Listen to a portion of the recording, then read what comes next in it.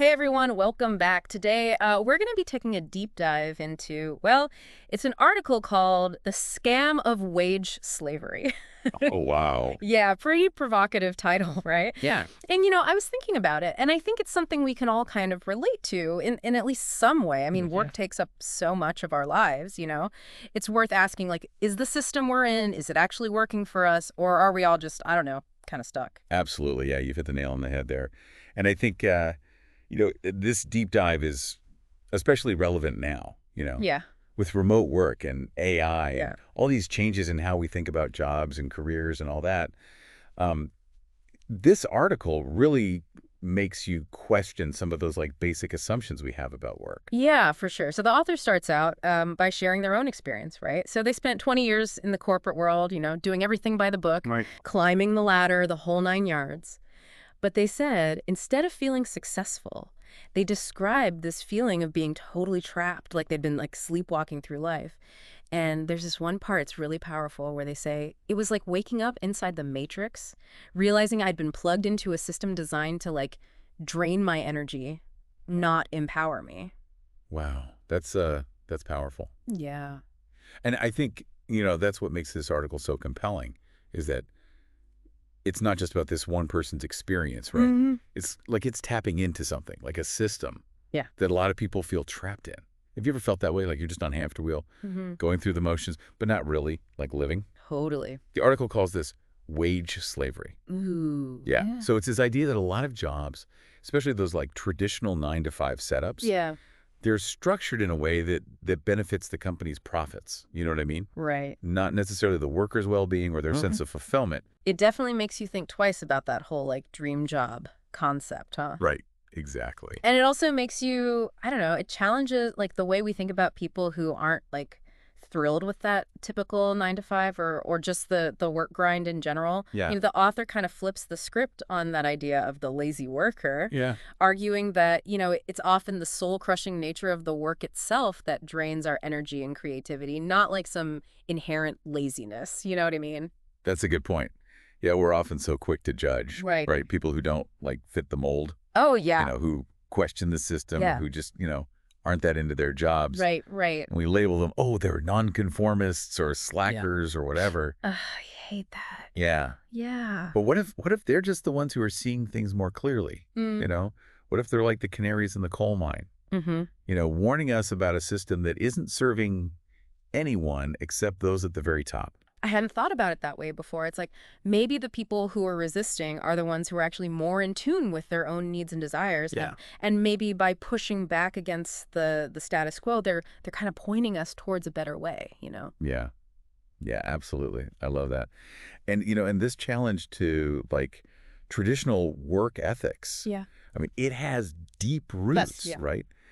So the article takes us on this kind of journey through history, and it shows us how labor systems have always been designed to benefit, those in power. Mm. From like, the ancient pyramid builders Oh, wow. all the way to like the factory workers in the Industrial Revolution. Yeah, yeah. It's fascinating. It is interesting, yeah, how they connect all those seemingly disparate eras, right? It's like this picture of how throughout history people have been kind of coerced into working for someone else's gain.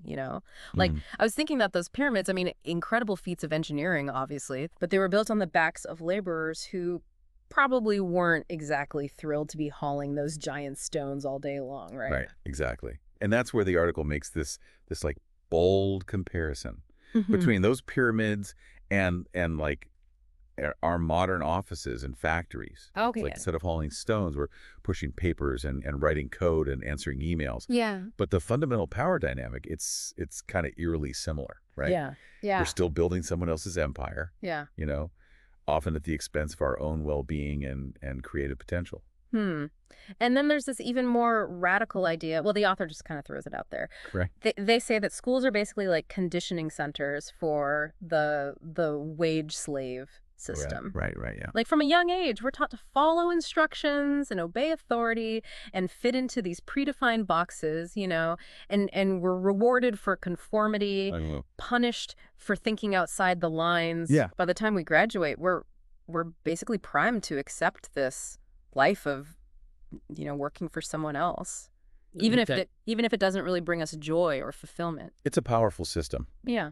and it's designed to keep things running smoothly, right, Yeah. for those who benefit from it. Yeah. But it also leaves a lot of people, you know, feeling disillusioned, burnt out, and wondering if there's another way. Okay, so we've got this like historical context of, work being structured to benefit those in power. Right. But what about the future? Like with AI and automation rapidly changing the job landscape, Yeah. is there even an escape from this wage slavery system? I mean, that's a question a lot of people are grappling with, right? Totally. Initially, we thought about AI and automation as these forces that would liberate us from work, Yeah. right? Give us more free time, allow us to pursue our passions. Yeah, like robots are going to do all the work. Exactly. Yeah, But the reality is a bit more complicated than that. for sure. Yeah, the article points out that AI, while it has the potential to free us from like, tedious tasks, Yeah. it's also being used in ways that kind of intensify the pressure on workers.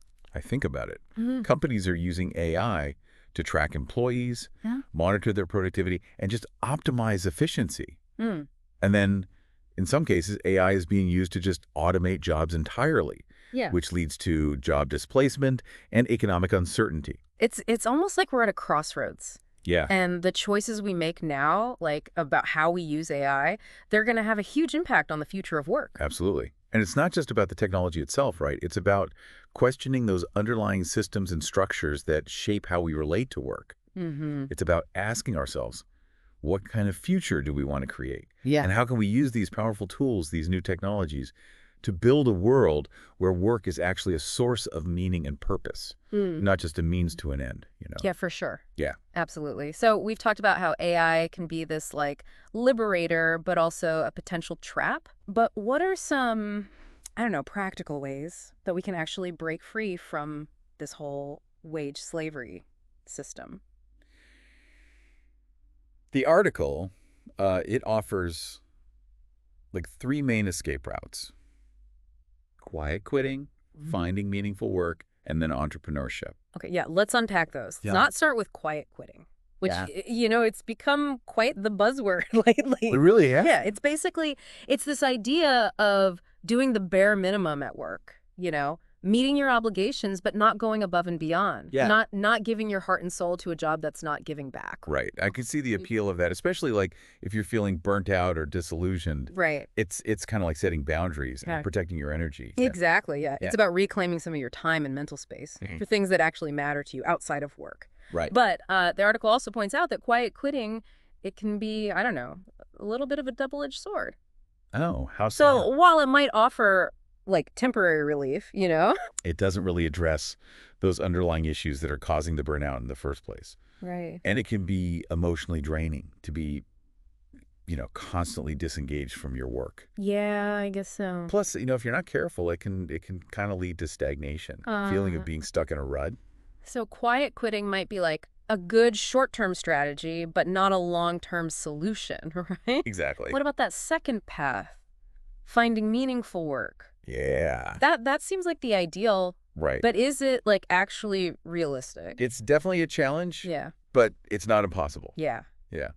The article argues that finding meaningful work, it requires a shift in mindset. Okay. It's not about chasing a specific job title or salary. Right. It's about identifying your core values, Yeah. your passions, and what kind of impact you want to make in the world. Right, right. And then it's about being open to opportunities that might not like fit the traditional mold. You know Yeah. what I mean? That makes sense.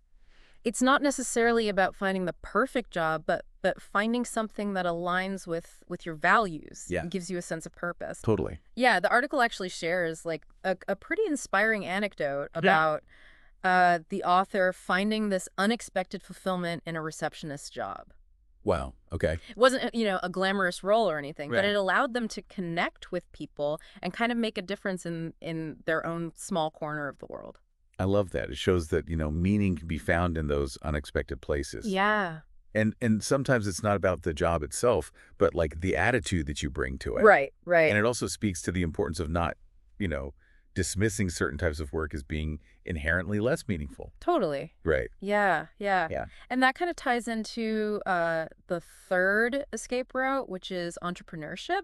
Oh, right. Yeah, and the article seems to be suggesting that this is like the most empowering path because it gives you like so much more control Yeah. over your work, your time, your income, everything. That's the argument the author makes, for sure. Yeah. They talk about their own experience, Yeah. building a business through video content creation Hmm. and online platforms like Patreon. Okay.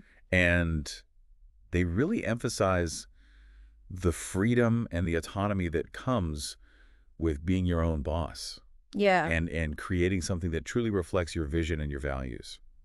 So they're basically saying that, entrepreneurship can be this way to break free from that traditional work structure Yeah, and build a career on your own terms. for sure. But is that like realistic for everyone? I mean, starting a business is a huge undertaking. Oh, yeah. It's not without its risks. Totally. Yeah, entrepreneurship isn't for everyone, obviously. Right. It takes a certain personality type, skill set, Yeah, level of risk tolerance. for sure.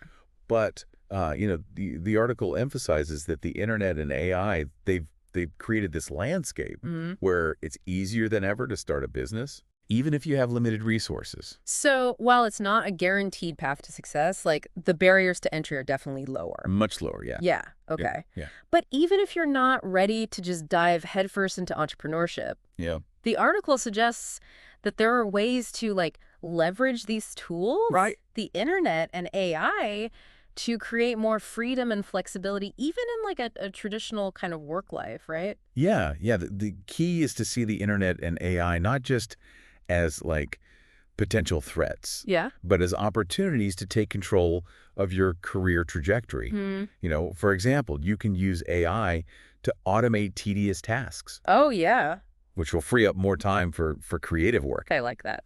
And you can use online platforms to build your own personal brand and connect with, potential clients or collaborators. Hmm. And you could use the internet to access this like wealth of knowledge and resources that can Yeah. help you, upskill and stay ahead of the curve. So it's not about rejecting technology, but about using it strategically Absolutely. to create a work life that aligns with our values and goals. Exactly. I like that. Yeah. And that brings us back to one of the, I think, like the core themes of this whole article, Okay. which is the importance of reclaiming your agency Yeah. and taking ownership of your career path, Mm-hmm. whether you choose quiet quitting or seeking meaningful work or even, embracing entrepreneurship. Right. It's about recognizing that you have choices.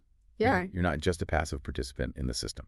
I love that. It's about empowering yourself to like create a work life that feels authentic and fulfilling, regardless of what those traditional expectations might be. Yeah. Yeah, absolutely. That's the spirit. And it's a message that resonates across, all three of these escape routes, I think. For sure. And and they're not mutually exclusive either. Yeah. You can blend them, Yeah. experiment, find what works best for you. Right. I think a lot of listeners might be wondering at this point, like, okay, this all sounds great, but how do I actually like get started? That's a great question. Yeah. And I think one of the most important first steps is simply to start questioning those assumptions that you've been taught about work. Oh, okay. Like what are some of those assumptions that we might be taking for granted? Well, for example, this idea that work has to be a grind, Right. that it can't be both enjoyable and profitable, Yeah. that success is defined by climbing that corporate ladder, Mm-hmm.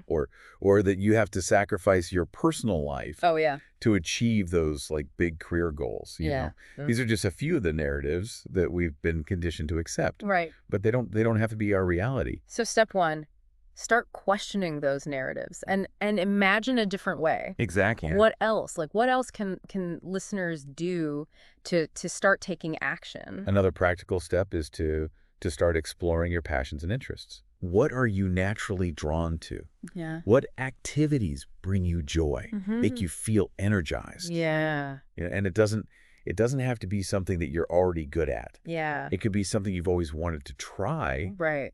but haven't had the time or the courage to pursue.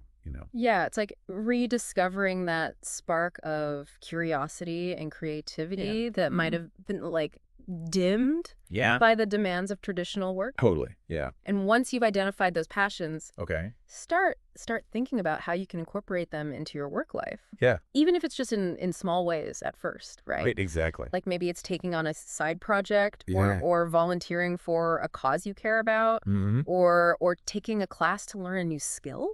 Yeah. It's about those small steps, right? Yeah. That move you in the direction of a more fulfilling and like aligned work life. And remembering that this is a journey, not a destination. Yeah. There will be setbacks Yeah. and challenges and moments of doubt along the way. For sure. But the key is to keep experimenting, Yeah. keep learning, keep moving forward. And be open to new possibilities. Yeah. And trust that you have the power to create a work life that truly reflects like who you are and what you want to contribute to the world. That's a beautiful way to put it. Yeah. And I think that's a perfect segue Okay. into the next part of our conversation, where we dive deeper into the author's own entrepreneurial journey and their vision for a more community-driven approach to business. Okay, sounds good. We've been talking about these different paths to kind of escape wage slavery. Yeah. And I'm really intrigued by the author's like entrepreneurial journey. All right. They seem to have found this really like unique way to build a business that aligns with their values. And they call it a community-driven model. So what does that actually look like Yeah. in practice? So it's a fascinating approach. Yeah. Instead of relying on like traditional advertising or sponsorships, Yeah. the author has built their business through platforms like Patreon, Yeah. where they offer like exclusive content Mm-hmm. and direct engagement with their audience. Okay. They basically invite their community to become like active participants in their work. It's supporting them financially, Yeah. but also getting more value in return. So it's almost like a direct partnership between the creator and the community. Exactly. Yeah, it sounds like it cuts out the middleman Yeah. and creates this more like authentic and sustainable way to build a business. That's exactly the point the author makes. Yeah. They talk about feeling disillusioned with the traditional business model, Right. where, you often have to compromise your values Yeah. or cater to the demands of, advertisers to stay afloat. Right. Right.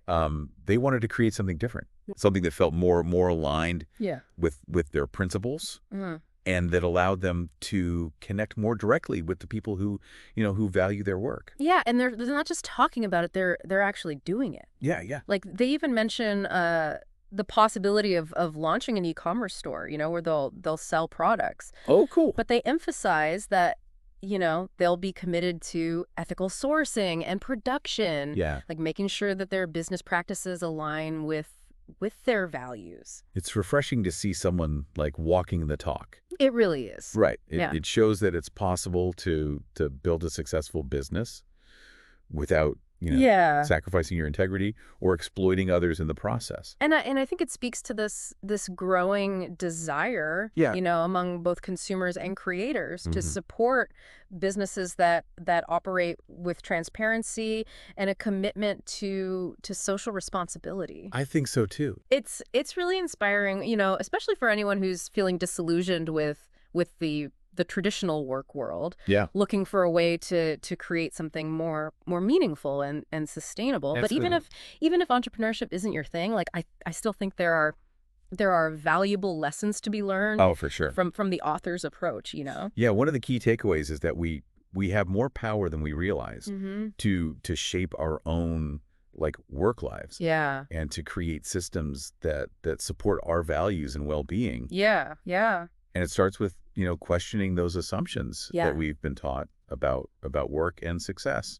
And with being open to exploring alternative paths, right? Totally. Even if they seem, unconventional or risky, Yeah. the author's story is a reminder that, it's okay to step outside the box, to create a work life that truly reflects who you are Yeah. and what you want to contribute to the world. Yeah. I couldn't agree more. This deep dive has been an incredible exploration of this evolving landscape of work It really has, and the power we have to kind of shape our own destinies. for sure. As we wrap up, I want to leave you with one final thought. Okay, please do. Okay, so Remember that powerful image that the author used, Yeah. the idea of being a cog in a machine. Uh-huh. So if you're feeling stuck or unfulfilled or like you're just going through the motions, Yeah. just ask yourself, are you building your own engine? Mm. Or are you just another cog in someone else's machine? Wow. Yeah, and the answer to that question, it can be a powerful guide Yeah. as you navigate, Yeah. the future of work. That's a great question to ponder, and I think this deep dive has given us all like some valuable tools and insights to help us answer that question, Mhm. and to start creating work lives that are more meaningful, more fulfilling, Yeah, and more aligned with our values. absolutely. Thanks for joining us on Yeah. this journey. Yeah, this has been great. We hope you found it insightful and inspiring. And if you want to delve deeper into these ideas, Yeah. we encourage you to check out the full article, "The Scam of Wage Slavery." For sure. It's a real eye-opener. It is. Until next time, keep questioning, keep exploring, and keep creating the future of work you want to see. Couldn't have said it better myself.